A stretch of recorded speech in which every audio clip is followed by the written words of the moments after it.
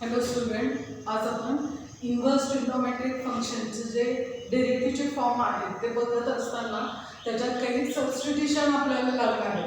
ते सबस्टिट्यूशन आत्ता पण म्हणजे डेरिव्हेटिव्हच्या टर्ममध्ये सुद्धा लागेल आणि जो पुढचा चॅप्टर आहे इंटिग्रेशन किंवा डेफिनेट इंटिग्रेशन त्या चॅप्टरमध्ये सुद्धा हे सबस्टिट्यूशन लागणार आहे. त्यामुळे एकदा व्यवस्थित समजले की नंतरच्या वेळेस तुम्हाला फक्त टर्म ऑब्झर्वेशन करून लक्षात घ्यायचं आहे की त्याचं सबस्टिट्यूशन काय आहे. हा तास खूप महत्त्वाचा आहे. जर तुम्हाला हे सबस्टिट्यूशन लक्षात आले तर बरेच तुम्हाला प्रॉब्लेम्स व्यवस्थित सॉल्व्ह करता येतील, डेरिव्हेटिव्हमधले पण आणि इंटिग्रेशन फंक्शनमधले पण. त्यामुळे व्यवस्थित लक्ष द्या. टर्म जी आहे ती एक्सप्रेशन इकडची आहे आणि जर असं एक्सप्रेशन असेल तर त्याचं सबस्टिट्यूशन काय असेल हे इथे जर राईट हँड साईडला आहे तर दिलेलं आहे. प्रत्येक ठिकाणी एक्सप्रेशन जर असं असेल तर त्याचं सबस्टिट्यूशन काय असेल या पद्धतीने टर्म दिलेली आहे. याच्यामध्ये पहिली जर टर्म नीट ऑब्झर्व केली तर लक्षात येईल स्क्वेअर रूट ऑफ 1 - x² हे लक्षात घ्यायचं. जरी रूट नसेल तरीही हे सबस्टिट्यूशन करायचं. रूट असला तरीही आणि रूट नसला तरीही. म्हणजे याला जर ऑप्शन अजून एक टर्म घेतली तर ती अशी 1 - x². अशी जरी टर्म असेल तरी हे सबस्टिट्यूशन आहे. आणि इथे पण जरी रूट असला किंवा नसला तरी हे सबस्टिट्यूशन आहे. तसंच ह्याही टर्मसाठी रूट असेल किंवा नसेल म्हणजेच x² - 1 अशी जर टर्म असेल तर सबस्टिट्यूशन x येईल. हे लक्षात कसं ठेवायचं? साधारणतः आपल्याला साइन इन्व्हर्सचा ट्रिग्नोमेट्रीचा फॉर्म्युला माहिती आहे. साइन इन्व्हर्सची जी टर्म आहे आपली ट्रिग्नोमेट्रीची ती कशी आहे? साइन इन्व्हर्स x असं जर टर्म असेल आणि त्याला जर डिफरन्शिएट करायचं असेल तर आपली व्हॅल्यू येते 1/√1 - x². आणि हा डिनॉमिनेटर तुम्हाला इथे दिसतो. डिनॉमिनेटरचीच व्हॅल्यू इथे दिसेल. त्यामुळे ही जेव्हा टर्म असेल तेव्हा त्याची व्हॅल्यू सबस्टिट्यूट करायची तुम्हाला साइन थीटा. हे लक्षात घ्यायचं, कायमस्वरूपी लक्षात ठेवायचं. इथे हा जो कॉन्स्टंट आहे तो 1 असला तर फक्त सिंगल x आहे. पण कॉन्स्टंटच्या ठिकाणी जर a² सम कॉन्स्टंट स्क्वेअर अशा जर फॉर्ममध्ये असेल तर इथे कोएफिशियंट a येईल. आणि सहसा ह्याच्यामधले पहिले जे सबस्टिट्यूशन आहे तेच करणार आहोत. कारण मुळात आपल्याला माहिती आहे की कॉस इन्व्हर्सचा जरी फॉर्म्युला असेल तरी टर्म हीच असते, फक्त अपोजिट साइन असते मायनस फॉर्ममध्ये. कॉट इन्व्हर्सची जी टर्म आहे ती हीच असेल, फक्त व्हॅल्यू कशी असते मायनसच्या फॉर्ममध्ये. ॲक्च्युली कॉट इन्व्हर्सचा हा फॉर्म्युला आहे फक्त मायनसच्या फॉर्ममध्ये. तसंच कोसेक इन्व्हर्सची हीच टर्म असते बेसिक डिनॉमिनेटरमध्ये, पण व्हॅल्यू कशी असते अपोजिट साइडमध्ये. त्यामुळे सहसा हे जे सबस्टिट्यूशन आहे सेकंड ते आपण घेणार नाही. डायरेक्ट जर टर्म आपल्याला दिसली तर आपण जे पहिले सबस्टिट्यूशन आहे तेच घेणार आहोत. त्यात पण मी मागे पण तुम्हाला सांगितलं आणि ते मागे म्हणूनच फॉर्म्युले जेव्हा आपण बघितले होते तेव्हा हेच सांगितलं होतं की टर्म नीट ऑब्झर्व करायची. इथे हा ॲक्च्युअल फॉर्म्युल्यामध्ये रूट नाही. टॅन इन्व्हर्सचा ॲक्च्युअल फॉर्म्युला जेव्हा आपण बघतो तेव्हा रूट नाही, तरीही त्याचं सबस्टिट्यूशन हेच करायचं आपल्याला. व्हॅल्यू प्लस फॉर्ममध्ये दोन टर्मची ॲडिशन फॉर्ममध्ये असेल तरच tan theta substitute, otherwise tan theta substitute होणार नाही. आयदर तो साइन किंवा सेक सबस्टिट्यूट. आता साइन कधी सबस्टिट्यूट करायचा? कॉन्स्टंट अगोदर व्हेरिएबल नंतर अशी जर टर्म असेल हा रूट बघायचा नाही. रूटमध्ये टर्म असेल किंवा नसेल तरीही हे सबस्टिट्यूशन करायचं. विदाउट रूट असलं तरी हे सबस्टिट्यूशन कन्सिडर करायचं आहे तुम्हाला. इथे रूट दिलेलं आहे पुस्तकामध्ये, पण रूट असेल तरी सबस्टिट्यूशन हेच असेल आणि रूट नसेल तरी हेच असेल. कॉन्स्टंट अगोदर व्हेरिएबल नंतर असं असेल तर साइन थीटा सबस्टिट्यूट होईल. व्हेरिएबल अगोदर आणि कॉन्स्टंट नंतर असं जर असेल तर term substitute x = sec theta. अजून एक मी गोष्ट तुम्हाला सांगितली, इथे हा जो कॉन्स्टंट आहे तो स्क्वेअरच्या जर फॉर्ममध्ये असेल तर प्रत्येक ठिकाणी इथे a² अशी जर टर्म असेल तर इथे कंपल्सरी ही व्हॅल्यू a नी इंडिकेट होईल. a × sin theta, a × tan theta, a × sec theta अशी एक टर्म आपल्याला सबस्टिट्यूशनची घ्यावी लागणार आहे आणि त्यानुसार सिम्प्लिफिकेशन करावं लागेल. हे सबस्टिट्यूशन असं का तर ते तुम्हाला प्रॉब्लेम सॉल्व्ह करताना लक्षात पण येईल. पण आता टेक्निकली लक्षात काय ठेवायचं, जे इन्व्हर्सचे फॉर्म्युलेज आहेत, इन्व्हर्स ट्रिग्नोमेट्रीचे जे फॉर्म्युला आहेत त्याच्यानुसार हे बेसिक सबस्टिट्यूशन घेतलं आहे. फॉर्म्युल्यामध्ये साइन इन्व्हर्स कॉस इन्व्हर्सच्या व्हॅल्यू सारख्याच आहेत डेरिव्हेटिव्हच्या, त्यामुळेच डेरिव्हेटिव्ह कन्सिडर करताना ही टर्म देताना त्यांनी x is equal to sine theta आणि x is equal to cos theta असे दोन्ही दिलेले आहेत. त्यातले फक्त आपण पहिलीच टर्म कन्सिडर करणार आहोत. हे जे आहे ते लक्षात घ्यायचं. रूट किंवा विदाउट रूट जरी असेल तरी आपल्याला हे सबस्टिट्यूशन करायचं आहे. 1च्या ठिकाणी एखादा कॉन्स्टंट स्क्वेअरच्या फॉर्ममध्ये असेल तरी आपल्याला हे सबस्टिट्यूशन करायचं आहे. लक्षात आलं ना. आता पुढची व्हॅल्यू जी आहे ती विदाउट एक्सची जी टर्म आहे विदाउट स्क्वेअरच्या फॉर्ममध्ये. वरच्या सगळ्या प्रॉब्लेम किंवा सबस्टिट्यूशनमध्ये एक्स स्क्वेअरच्या फॉर्ममध्ये दिला आहे म्हणून मी पण इथे कॉन्स्टंटला पण स्क्वेअर करून घेतला होता. आता इथे मात्र तुम्हाला ही जी टर्म दिसते ती सिंगल फॉर्ममध्ये आणि टर्मची व्हॅल्यू प्लस मायनस कशी आहे म्हणजे कॉन्स्टंट अगोदर व्हेरिएबल नंतर अशीच टर्म आहे पण प्लस आणि मायनस ह्याच्यामध्ये वेगवेगळे फॉर्म्स दिलेले आहेत. पहिल्या ह्याच्यामध्ये न्यूमरेटरला प्लस आहे दुसऱ्या ह्याच्यामध्ये न्यूमरेटरला मायनस आहे. त्याच्या अपोजिट खाली टर्म तुम्हाला दिसेल प्लसच्या फॉर्ममध्ये. सेम व्हॅल्यू प्लस मायनसच्या फॉर्ममध्ये असेल तर सबस्टिट्यूट होईल. 2 थिटाचा जो आपला फॉर्म्युला आहे त्या पद्धतीने. इथे व्हॅल्यू खाली डिनॉमिनेटरला दिसते बघा. इथे कॉन्स्टंटच्या जागी ए घेतलेले आहे. कॉन्स्टंट जो आहे तो ए ने रिप्लेस केला आहे. जेव्हा ए असेल तेव्हा ए ने टर्म रिप्लेस करायची. जेव्हा काही नसेल तेव्हा इथे 1 असतोच ॲक्च्युली पण तो 1 आपण लिहित नाही त्यामुळे टर्म ही या पद्धतीने येते. हेच वरच्यासाठी सुद्धा मी तुम्हाला सांगितलेलं आहे त्याच पद्धतीने घ्यायचं. इथे ए दिलेला आहे म्हणून तो घेतला ए इंटू कॉस 2 थिटा.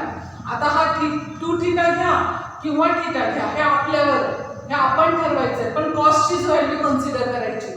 हा अँगल जो आहे तो मल्टिपल फॉर्ममध्ये तुम्ही घेऊ शकता किंवा सिंग्युलर फॉर्ममध्ये सुद्धा तो इंडिकेट करू शकता. इथे कोइफिशियंट जो आहे तो ए जो इथे कॉन्स्टंट दिसतोय तो इथे कन्सिडर केलेला आहे. जर कॉन्स्टंट 1 असेल तर इथे तो 1 नाही कन्सिडर करायचा. टर्म जी आहे आयदर 2 थिटा घ्या किंवा कॉस 2 थिटा घ्या किंवा कॉस थिटा घ्या. हे आपल्या हातात आहे. आपल्याला दोन्हीपैकी एक किंवा अजून काही वेगळी टर्म म्हणजे मल्टिपल फॉर्ममधली जरी टर्म हवी असेल तरी आपण घेऊ शकतो. हे जे फॉर्म्युलेज आहेत ते लक्षात घ्यायचे आणि त्या पद्धतीने सबस्टिट्यूशन करायचं. इथे एक्सला बघायचं एक्स सिंगल फॉर्ममध्ये स्क्वेअरच्या फॉर्ममध्ये जेव्हा असेल तेव्हा हे सबस्टिट्यूशन होईल. तसंच खाली दिलंय स्क्वेअरच्या फॉर्ममध्ये पण इथे जर कॉन्स्टंट आहे तो कॉन्स्टंट सिंगल फॉर्ममध्ये. वर मी कॉन्स्टंट कसा तुम्हाला सांगितलं स्क्वेअरच्या फॉर्ममध्ये. हा फरक लक्षात घ्यायचा. खालच्या टर्ममध्ये जो कॉन्स्टंट आहे तो सिंगल फॉर्ममध्ये आणि ज्या वेळेस कॉन्स्टंट सिंगल फॉर्ममध्ये असतो तेव्हा हे सबस्टिट्यूशन येतं जे इथे आपण केलेलं आहे तसंच सबस्टिट्यूशन आहे. इथे व्हेरिएबल एक्स स्क्वेअर आहे त्यामुळे एक्स स्क्वेअरची व्हॅल्यू सबस्टिट्यूट केली. वर व्हेरिएबल सिंगल एक्स असल्यामुळे आपण सिंगल एक्सची व्हॅल्यू सबस्टिट्यूट केली होती. इथे स्क्वेअरच्या फॉर्ममध्ये असल्यामुळे तो एक्स स्क्वेअरची जी व्हॅल्यू आहे ती ही सबस्टिट्यूट करायची. इथे ए आहे त्यामुळे इथे कोइफिशियंट ए मीटर इंडिकेट केले. हे बेसिक फॉर्म्युलेज आहेत किंवा बेसिक व्हॅल्यू सबस्टिट्यूशनच्या आहेत. नीट टर्म ऑब्झर्व करायच्या मग ठरवायचं की त्याच्यासाठी काय सबस्टिट्यूशन करणं गरजेचं आहे. हे लक्षात आलं असेल तुम्हाला. हे जर नसेल लक्षात आलं तर ह्याला पाठ करा. पाठच करायचं दुसरं त्याला सोल्युशन नाही. कंपल्सरी हे पाठ करून घ्यायचं. इथे टर्म लक्षात घ्यायच्या रूट असू दे किंवा विदाउट रूट असू दे हे सबस्टिट्यूशन आहे. पहिलंच जनरली आपण सबस्टिट्यूट करणार आहे. ह्याच्यातली पण पहिलीच व्हॅल्यू आपण कन्सिडर करूया. दुसरी टर्म कन्सिडर करायची नाही आहे.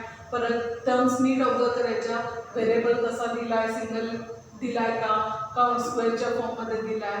टर्म्स कशी आहे रूट हे इथे महत्त्वाचं. इथे कंपल्सरी रूटमध्येच पाहिजे होती का तर ते प्रॉब्लेममध्ये पण लक्षात येईल तुम्हाला.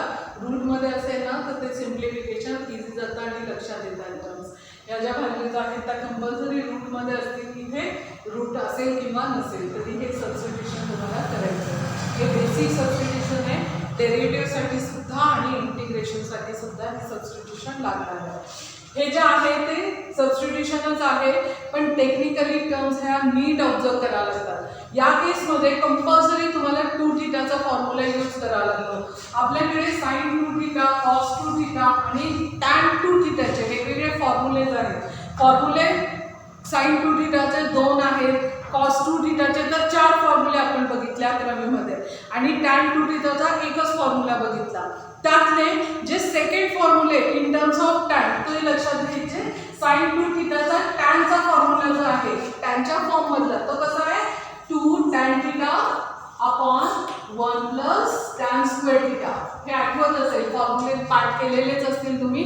टॅन टू थिटाचा साइन टू थिटाचा टॅनच्या फॉर्म मधला एक फॉर्म्युला आपण बघितलाय. तसंच कॉस टू थिटाचा सुद्धा टॅनच्या फॉर्म मधला एक फॉर्म्युला आपण बघितलाय, जो आहे 1 minus tan square theta upon 1 plus tan square theta. आणि टॅन टू थिटाचा सुद्धा आपण टॅनचाच फॉर्म्युला, त्याला काही पर्याय नाही, त्याला एकच फॉर्म्युला होता. इथे दोन फॉर्म्युले आहेत, तिथे तर 4 फॉर्म्युले आहेत. त्यापैकी जो टॅनचा आहे तो मी कन्सिडर केलेला आहे. टॅन टू थिटाचा जो फॉर्म्युला आहे तो आहे tan two tan theta upon 1 minus tan square theta. हे जर फॉर्म्युले तुम्हाला लक्षात येत असतील तर ही जी टर्म आहे सबस्टिट्यूशनची ती लगेच लक्षात येईल. ह्याच्यामध्ये व्हॅल्यू जी आहे ती इथे टॅन थिटा सबस्टिट्यूट करायची. का तर टर्म बघा 2 into tan theta upon 1 plus tan square theta हाच फॉर्म्युला इथे मिळेल. सिमिलर वेनी हा जो फॉर्म्युला आहे तो कसा होईल 1 minus tan square theta 1 plus tan square theta. जिथे एक्स आहे तिथे आपण टर्म रिप्लेस केली. हा 3 थिटाचा फॉर्म्युला आहे ॲक्च्युली. 3 थिटाची जी टर्म आहे ती, आणि अशी जरी टर्म असेल इथे एक टर्म आपण ॲड करून घेऊया 2x upon 1 minus x square असं जरी असेल, म्हणजे 4 टर्म्स झाले आता 2x upon 1 minus x square अशी जरी टर्म असेल, ही जरी टर्म असेल, ही जरी टर्म असेल किंवा ही जरी टर्म असेल तरी सबस्टिट्यूशन काय करायचं आहे तुम्हाला टॅन थिटा सबस्टिट्यूट करायचं आहे. हा 3 थिटाचा फॉर्म्युला आहे. तुमच्याकडे टॅन थिटाचा जो फॉर्म्युला आहे आपण जनरली हा पार्ट नाही केला होता, पण जास्त प्रॉब्लेम नाही आहे त्याच्यावर. आता फक्त तो लक्षात ठेवायचा की 3 थिटाच्या फॉर्म्युल्यानुसार ही टर्म घ्यायची आहे. व्हॅल्यू आपली फॉर्म्युल्यानुसार आहे 3 tan theta minus tan cube theta upon 1 minus 3 tan square theta. हा आपला 3 थिटाचा फॉर्म्युला आहे, त्यानुसारच टर्म आपण डिराईव्ह केलेली आहे. व्हॅल्यू जी आहे त्या सगळ्या, ही टर्म असू दे, ही चारही टर्मला जरी व्हॅल्यू असल्या तरी आपल्याला त्याचं सबस्टिट्यूशन करायचं आहे टॅन थिटा. का तर त्याच्या ज्या व्हॅल्यूज आहेत त्या अशा दिसतील, जे आपण राईट हँड साईडला लिहिलेलं आहे तशा फॉर्ममध्ये आपल्या टर्म्स येतील, ज्याचा आन्सर आपल्याला ह्या फॉर्ममध्ये घ्यायचं आहे. म्हणजे लेफ्ट हँड जे आहे ते आपलं आन्सर मिळेल जर आपण हे सबस्टिट्यूशन केलं x is equal to tan theta. त्यामुळे 2 थिटाचे हे जे फॉर्म्युलेज आहेत आणि एक शेवटचा 3 थिटाचा आहे, हा जास्त महत्त्वाचा नाही आहे. फार तर फार एखादं एक्झाम्पल ह्या टेक्निकने आपल्याला सॉल्व्ह करायचं आहे.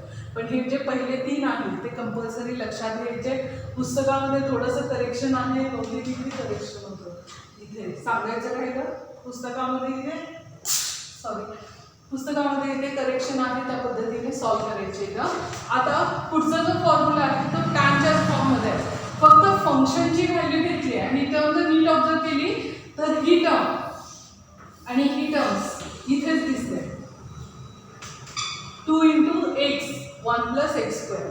सिमिलर वेने 1 minus x square 1 plus x square. फक्त फरक कसा आहे, इथे फंक्शन दिलेलं आहे, हाच फरक आहे. हीच टर्म तुम्हाला इथे पण दिसते, म्हणून सबस्टिट्यूशन टॅन थिटाच केलंय. पण कुणाचं सबस्टिट्यूशन केलंय, पूर्ण फंक्शनची जी टर्म आहे ती फंक्शनची टर्म पूर्ण फंक्शनला सबस्टिट्यूट करायचं. वर एक्सला आपण सबस्टिट्यूट केलंय, इथे फंक्शनला सबस्टिट्यूट करायचं. हा फरक घ्यायचा. जे बेसिक जर तुम्हाला हे लक्षात आलं असेल तर हे ऑटोमॅटिक लक्षात येईल. परत आपल्याकडे हे जी टर्म आहे ती 3 थिटाचा फॉर्म्युला आणि 2 थिटाचा जो फॉर्म्युला आहे तो घ्यायचा.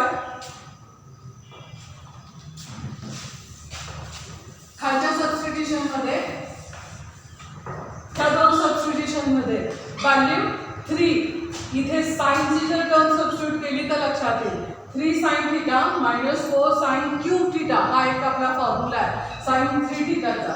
साइन 3 थिटाचा आपला फॉर्म्युला कसा आहे 3 sine theta minus 4 sine cube theta. आणि ही टर्म मिळण्यासाठी सबस्टिट्यूशन आपल्याला ह्या टर्मसाठी करावं लागतं साइन थिटा. तसंच आपल्याकडे 2 थिटाचे जे फॉर्म्युला आहे त्याच्यामध्ये 1 प्लस कॉस 2 थिटा टर्म काय येते, प्लस साइन असेल तर 2 कॉस स्क्वेअर थिटा आणि 1 मायनस कॉस 2 थिटा टर्म येते 2 साइन स्क्वेअर थिटा. हे महत्त्वाचे फॉर्म्युले, हे सारखंच येतं असंही मी सांगितलं होतं. याच्यामध्ये नुसतं 2 थिटाचा जर फॉर्म बघितला कॉस 2 थिटाचा तर तर आपल्याला cos 2 थिटाच्या मल्टिपल व्हॅल्यूज माहिती आहे. त्यातली एक व्हॅल्यू कशी आहे 2 cos स्क्वेअर थिटा मायनस 1 अशी एक टर्म आहे. आणि दुसरी cos 2 थिटाचाच फॉर्म्युला आहे. टर्म कशी आहे 1 मायनस 2 sin स्क्वेअर थिटा. हे आणि हे सारखेच आहेत फक्त ही जी टर्म आहे ती मी त्या फॉर्म मध्ये लिहिलेली. आता ह्याच्यामध्ये व्हॅल्यू जर बघितली तर लक्षात येईल इथे 1 minus 2 sin square theta 1 minus 2 sin square theta अशी टर्म येते, ज्याचा आन्सर काय लिहिता येईल आपल्याला cos 2 थिटा. म्हणूनच हे जे दोन सबस्टिट्यूशन आहे, एक 3 थिटाचा फॉर्म्युला आणि एक 2 थिटाचा फॉर्म्युला, असे दोन्ही मिळून हे सबस्टिट्यूशन आपल्याला घ्यायचे x is equal to sine थिटाच्या फॉर्ममध्ये. ही जी व्हॅल्यू आहे तसंच लक्षात घ्यायचं. इथे पण ही जी टर्म आहे तीच इथे तुम्हाला दिसते 2 इंटू एक्स स्क्वेअर मायनस 1, इथे 2 into cos square theta minus 1. म्हणजेच आपल्याला ह्या सबस्टिट्यूशनला घ्यावं लागेल x is equal to cos theta. Basic फॉर्म्युले माहीत असेल तरच हे सबस्टिट्यूशन लगेच लक्षात येईल. इथे ही जी टर्म आहे cos 3 थिटाचा फॉर्म्युला आहे. cos 3 थिटाचा फॉर्म्युला कसा आहे 4 cos cube theta minus 3 cos theta. हा जो फॉर्म्युला आहे त्याच पद्धतीने घ्यायचा आहे. सो बेसिक फॉर्म्युले लक्षात येईल तरच हे सबस्टिट्यूशन लक्षात येईल. हे सबस्टिट्यूशन मात्र इनव्हर्स ट्रिग्नोमेट्रिक फंक्शनच्या वेळी घ्यायचं आहे. टेक्निकली स्क्वेअर आणि विदाउट स्क्वेअर या फॉर्ममध्ये जर टर्म असेल तर हे लक्षात ठेवायचं. इथे मात्र तुम्हाला सगळे 2 थिटाचे फॉर्म्युले 3 थिटाचे फॉर्म्युलेच लक्षात घ्यायचे. ते सगळे फॉर्म्युले sin 2 थिटा असू दे, cos 2 थिटा असू दे किंवा tan 2 थिटा किंवा 3 थिटा असू दे, त्या सगळ्या फॉर्म्युल्यांचा इथे यूज करून टेक्निकली टर्म्स बघायच्या, त्या पद्धतीने कॅल्क्युलेशन करायचं. हे पाठ करा. जर तुम्हाला लक्षात येत नसेल या फॉर्म्युल्यानुसार तर लिटरली ह्या टर्म्स पाठ करायच्या, तरच तुम्हाला हा डेरिव्हेटिव्हचं जो पुढचं आपण क्वेश्चन बघणार आहोत ते सॉल्व्ह करता येईल. तरच तुम्हाला इंटिग्रेशनचे जे प्रॉब्लेम्स आहेत ते सॉल्व्ह करता येईल. इंटिग्रेशनच्या प्रॉब्लेममध्ये सेम वेनी ही सबस्टिट्यूशन मेथड आपल्याला घ्यायची. हे पाठ करून घेऊ.